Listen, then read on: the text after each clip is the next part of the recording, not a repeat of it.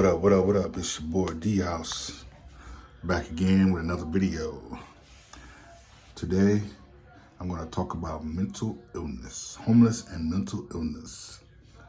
As we know, the city of Los Angeles or the county of Los Angeles has a homeless crisis, and it's been that way for years now, and it's only getting worse. A good portion of the homeless have mental illness or mental disease, and a lot of them or none of them are taking medication. And if they are, I don't know if any of them are taking medication. It might be some, but not many. So they set up these encampments just about anywhere they want to.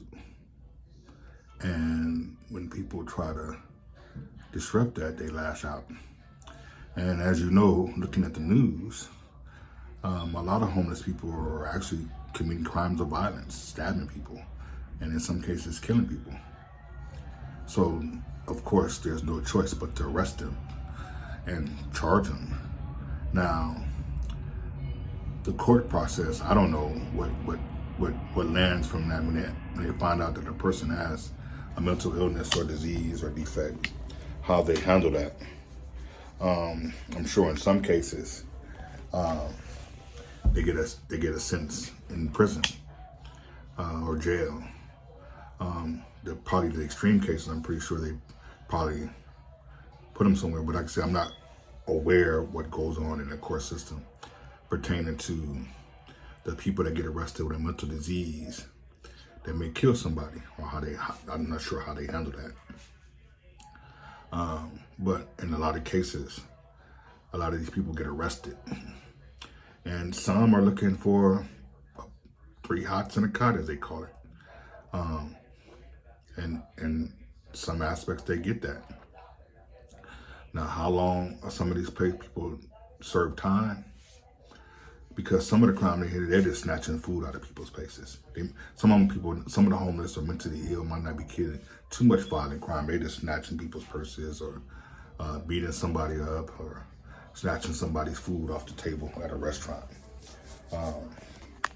So they get arrested for that and, of course, serve some jail time. But we need to find a way. Excuse me, sorry. Need to find a way to deal with it as best we can.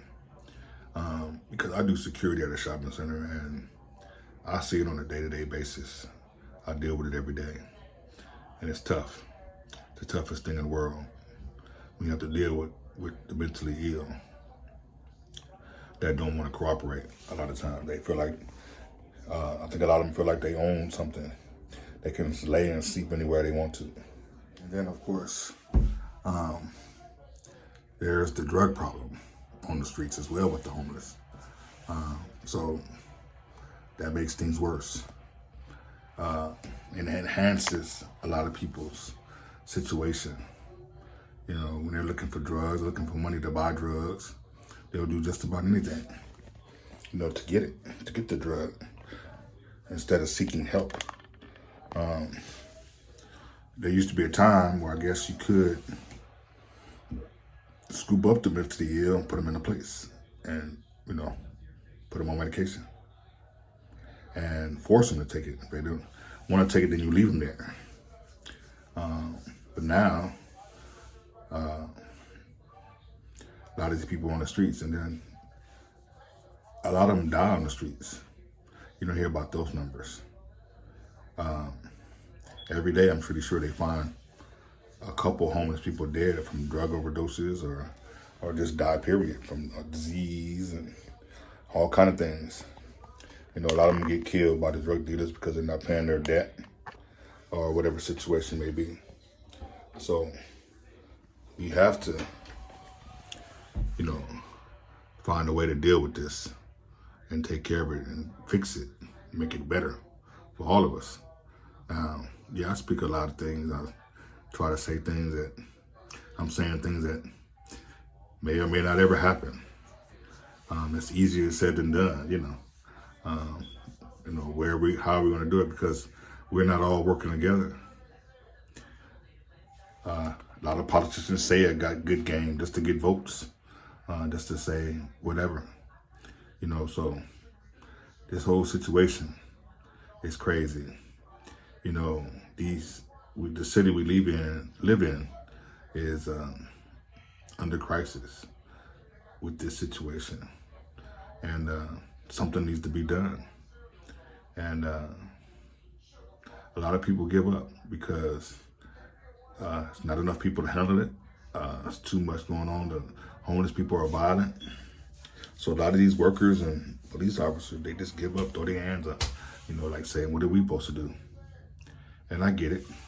It's a hard deal, a hard pill to swallow. When you got people that don't care, that tell you I don't want the help, cuss you out and spit on you, and throw stuff at you, want to try to cut you and stab you. And it's very difficult to deal with. And I just hope and pray that we all one day can get it right and try to have a functional society and try to move on and try to do all the right things and make it better in our life, in our city. Because I love living in Los Angeles, I love living in Inglewood. But, we'll see how things go, what we do and how we can make it better. Thank you for watching.